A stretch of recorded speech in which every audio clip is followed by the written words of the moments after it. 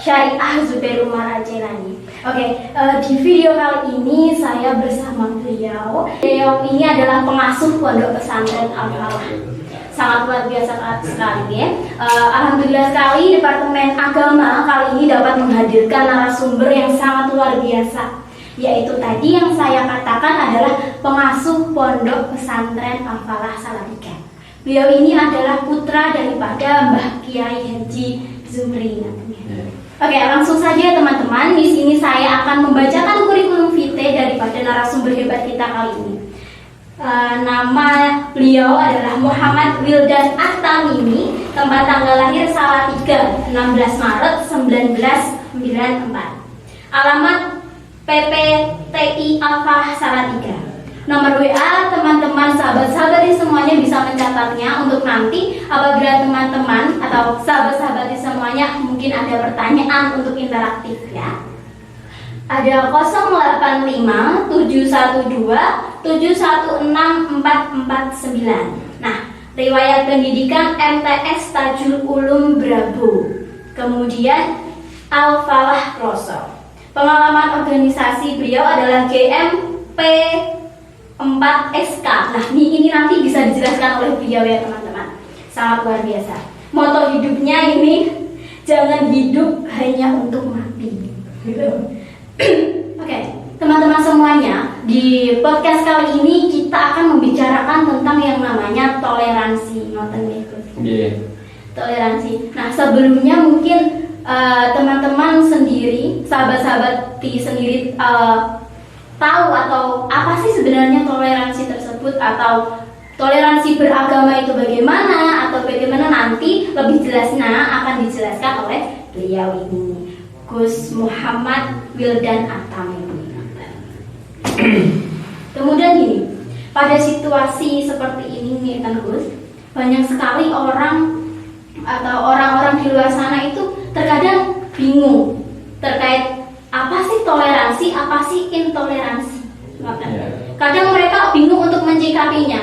Misal kita ini adalah orang minoritas di suatu tempat tersebut, namun kita nih harus bersikap seperti apa sih untuk menyikapi situasi tersebut. Kita harus mempertahankan kalau kita seperti ini, kita memang beda atau bagaimana.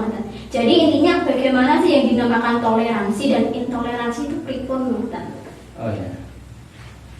Sebelum jenengan kenalan dengan terima kasih dari sahabati. Ada beberapa hal yang harus kita ketahui dari toleransi dan intoleransi ya Mbak ya, sahabati. Jadi kita untuk menyikapi bagaimana pada era-era tahun-tahun untuk menghadapi toleransi, intoleransi, dan bagaimana sikap kita untuk menghadapi semua itu. Jadi untuk toleransi ini karena kita membawa nama PMI ya Mbak ya. Ini ada satu pendapat makalah yang mengatakan bahwasanya al-insanu lamna. Jadi manusia itu berbeda-beda. Makanya dari toleransi beragama khususnya organisasi kita bisa memperkembangkan atau memberi motivasi dari toleransi yang kita dapatkan untuk masyarakat, untuk sahabat kita, sahabati, untuk semua yang akan bertanya dalam toleransi. Ini saya menjelaskan toleransi.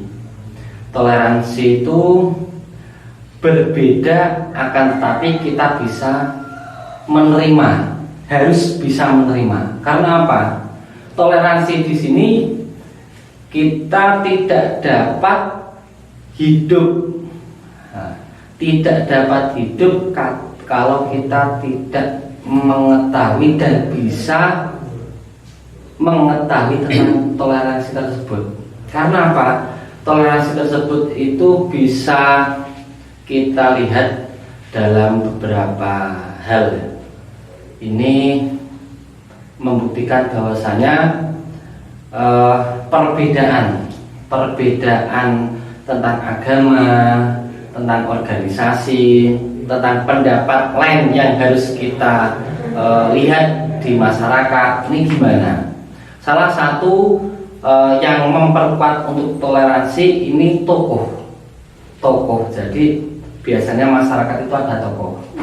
Nah, di situ contoh kalau kita Nahdlatul Ulama, makanya dari kita berorganisasi pasti kita akan mengikuti dan harus ikut dalam keorganisasian Nahdlatul Ulama dan meyakini bahwasanya yakin untuk bertoleransi, untuk menyikapi bahwasanya kita itu harus menerima. Tuh, satu. Yang kedua, dari babakan toleransi ini ya. Jadi kita harus bisa membawa suatu hal pengalaman yang harus kita tularkan kepada masyarakat, kepada sahabat-sahabat ini. Ini toleransi ini harus kita kembangkan dan harus kita berikan wawasan kepada mereka. Gimana kalau ketika kita musyawarah gini dan bisa menerima dan kita bisa memberi masukan. Nah, bagaimana kita bisa menerima masukan dari orang lain, ini juga ilmu yang harus kita amalkan. Nah, terus dari intoleransi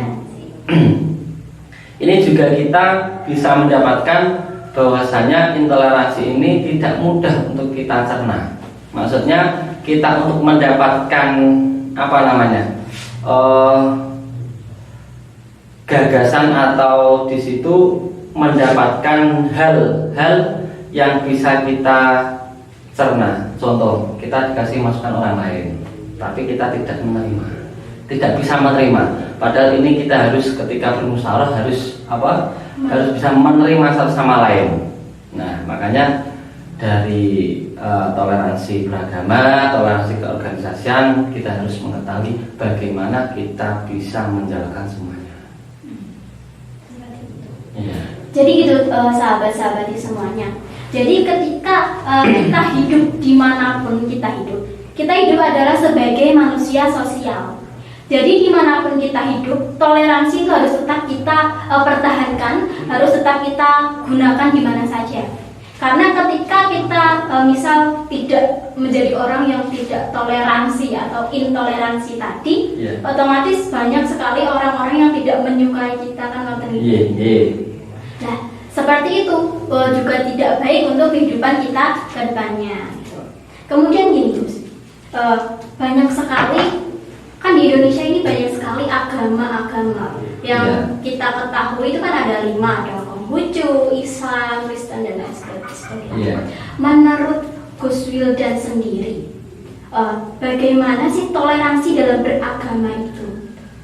Toleransi dalam beragama, kita kan banyak sekali agama di Indonesia. Bahkan mungkin saja ada teman-teman atau sahabat-sahabat di rumah yang tetangganya memang sudah beda gitu. Nah, bagaimana untuk menyikapi hal tersebut? Terima kasih. Bahwasanya di Indonesia banyak beragam agama. Kita harus bisa menyikapi dengan lain agama. Maksudnya gimana? Kita yakin bahwasanya di situ tidak semua Indonesia itu agama Islam. Makanya kita harus di kehidupan ini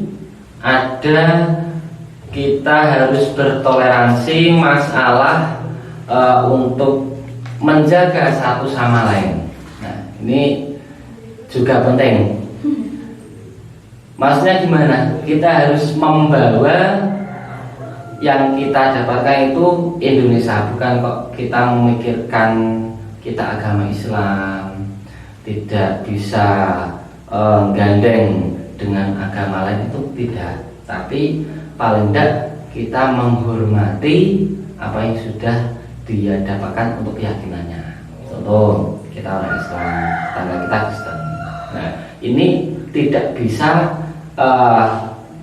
kita berumah tangga kalau kita tidak mempunyai toleransi. Makanya ada kata-kata rumput tetangga lebih hijau gitu. Makanya ini lebih kita lebih mencondongkan untuk saling bertoleransi, dan kita harus menyikapi agama satu sama lain untuk saling mengerti. Oh, dia keyakinannya Kristen, dia keyakinannya Konghucu, Buddha kan. Ini harus kita terima, dan ini sudah menjadi kesepakatan dalam negara kita. Jadi gitu sahabat smart. Kali diunjukin buat Jadi gitu teman-teman semuanya, sahabat-sahabat semuanya, bahwasannya dalam toleransi beragama memang benar kita di sini adalah sebagai umat Islam, agama Islam. Namun ketika memang kita mempunyai misal nih tetangga yang berbeda agama dengan kita, atau apa yang memang berbeda dengan kita, sebisa mungkin kita tidak mengikuti alur mereka, tapi kita harus bisa bertoleransi. Orang apa bagimu kamu seperti itu juga nggak apa-apa, itu baik menurut agamamu, dan ini menurut saya, menurut agama kita. Oke, sahabat-sahabat, di sini saya akan mengulik lagi terkait ilmu beliau ini kan sangat luar biasa sekali. Narasumber yang sangat luar biasa sekali. Jadi ngeten terus, bagaimana cara kita sebagai manusia ini untuk legowo, menerima. Menerima. Jadi kan tadi misal ada orang yang tidak berbuat baik, atau misal ada orang yang dia ini memang tidak suka dengan kita, atau bagaimana. Terus gimana sih caranya kita itu biar legowo, biar kita bisa menerima hal tersebut tanpa kita harus membalasnya.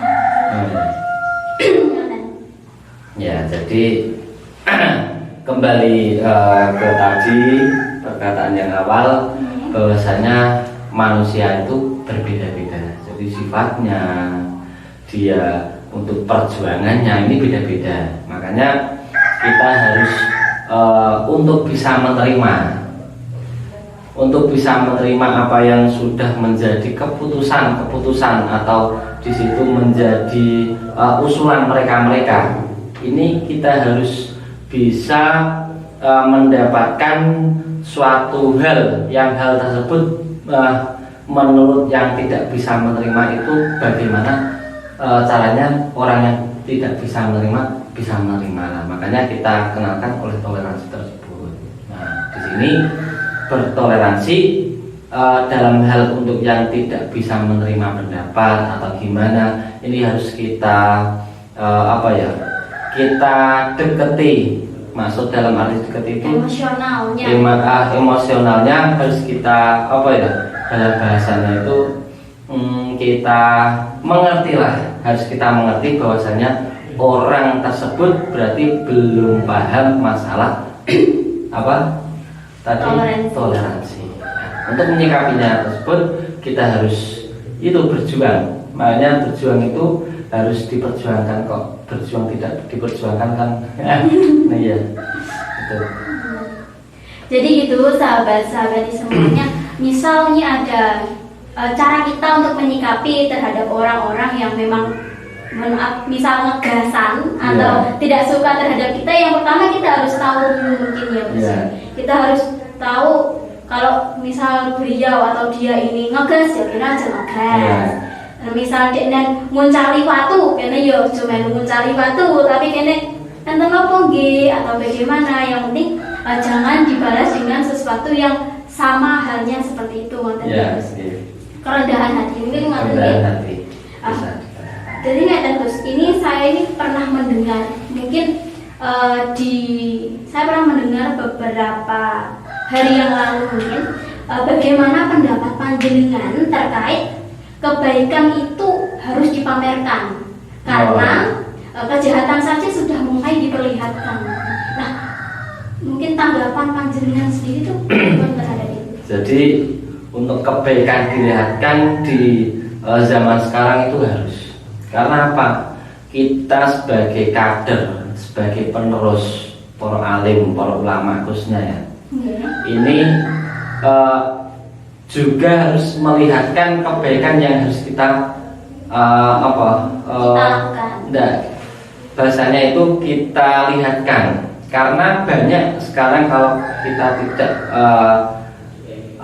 memberitahu dulu, oh ini baik, kadang ini hal tersebut dianggap orang lain ini wah negatif ini. Makanya kebaikan, ada kata-kata kebaikan tidak harus kita lihatkan, tapi zaman sekarang ini harus kita perlihatkan dengan cara kita belajar dengan teman-teman, bagaimana kita menyikapinya, bagaimana kita harus memperlihatkan tidak secara emosional tidak, tapi harus kita lihatkan dengan cara kita hebat kita lah gitu. Jadi terkait ini tadi itu saya pernah berbincang-bincang dengan ustaz saya nih di daerah Kedung Jati ini terkait ini, karena zaman sekarang kejahatan atau ketidakbagusan saja sudah berani mereka memperlihatkan. Kenapa kebaikan sendiri tidak? Karena kebaikan itu kan misal kadang seperti ini Gus, yang saya takutkan persepsi orang itu kan berbeda-beda. Ketika kita posting kita sedang misal mengaji, padahal di situ kita maksudkan untuk agar teman-teman itu yang nonton story kita itu agar ayolah mencontoh atau bagaimana. Namun kan persepsi orang-orang beda-beda. Kadang bilang itu ria, itu apa, Jadi kadang bingung sendiri terkait hal itu. Ya itu kembali kepada kita semua lagi. Jadi kita harus, apalagi kemarin itu kan ada COVID ya. Jadi kita terbatas untuk mengaji, belajar. Ini gimana pesantren dan lain-lain, untuk kendala untuk kita mau ngaji bareng. Ini kan maka diadakan online via Zoom. Nah, ini yang kita tadi yang saya bilang kan, yang kita lihatkan ini dengan cara hebat kita. Nah, dengan kita via Zoom, kadang ada orang wah kok ngaji diketok-ketok kan gitu, bahasanya kan gitu. Nah, ini cara kita untuk jihad fisabilillah. Nah, makanya aniyatu khususnya ini muhtarun dipilih, harus kita kembalikan ke diri kita masing-masing lagi, hati ke hati ya. Makanya di sini terkadang orang yang mempunyai pemikiran kok ria, kok gimana, ini harus kita toleransikan lagi. Kita harus berarti orang yang bicara seperti itu berarti ini belum paham yang namanya jihad. Kalau jihad sekarang kan dengan ghazwul fikri, perang dengan pikiran, minhum ya. Kalau dulu kan perangnya pakai pedang. Sekarang pakai pedang lah ya. Iya. Jadi ngoten teman-teman semuanya. Jadi apapun hal yang baik itu memang harus diperjuangkan. Jangan menghiraukan apa kata orang lain ketika memang itu halnya baik.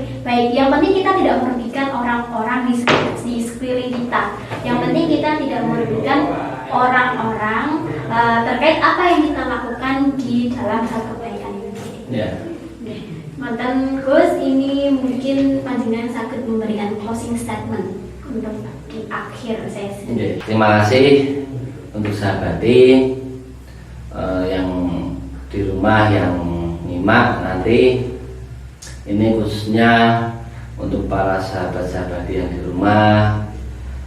Jadi kita harus di zaman sekarang harus tahu berjuang yang harus diperjuangkan.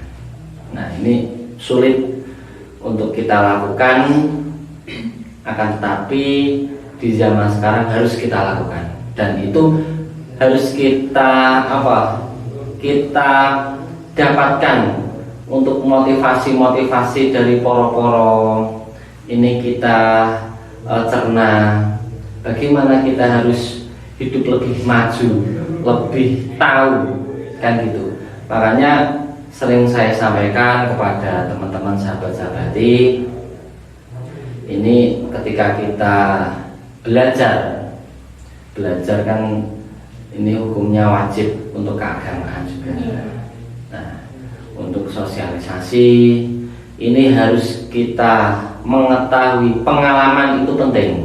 Makanya dari beberapa hal yang kita dapatkan khususnya dalam kehidupan ini, kita harus banyak tahu suri tauladan Kanjeng Nabi. Ini udah beberapa hal yang sudah dilakukan nih, dicontohkan poro-poro. Ini kemarin tuh saya ada kata-kata dari yai saya dibilangin sama yai, Kang sini lo soal dalam yai. Jadi dunia itu tidak seperti dulu, dan kita tidak bisa mengembalikan zaman, cuma kita bisa mempertahankan zaman. Makanya mau tidak mau kita harus berjuang. Nah, berjuang itu tidak harus di PMII gitu, di Ansor, di Banser, tidak harus di Fatayat. Ini berjuang walaupun kita di rumah ini teman dari teman ini bisa kita namakan perjuangan. Nah, makanya dalam tema ini saya pesan untuk para sahabat-sahabati, jangan pernah lelah untuk berjuang. Itu yang bisa saya sampaikan pada sahabat-sahabati. Nanti kalau ada pertanyaan bisa WA. Gini matur suwun. Dan terima kasih kepada teman-teman semuanya, sahabat-sahabat di semuanya yang sudah menonton di channel YouTube PMI Layan Syariah Zubair Umar Al-Jailani. Terima kasih yang sebesar-besarnya, dan mohon maaf apabila dari kami ada tutur kata yang memang kurang berkenan. Jangan lupa like, comment, dan subscribe. Teman-teman, ayo tetap berjuang, ayo ikut organisasi, dan ayo mengembangkan diri kita masing-masing bisa lewat manapun, termasuk salah satunya adalah PMI. Terima kasih. Wabillahi taufiq wal hidayah. Wassalamualaikum warahmatullahi wabarakatuh.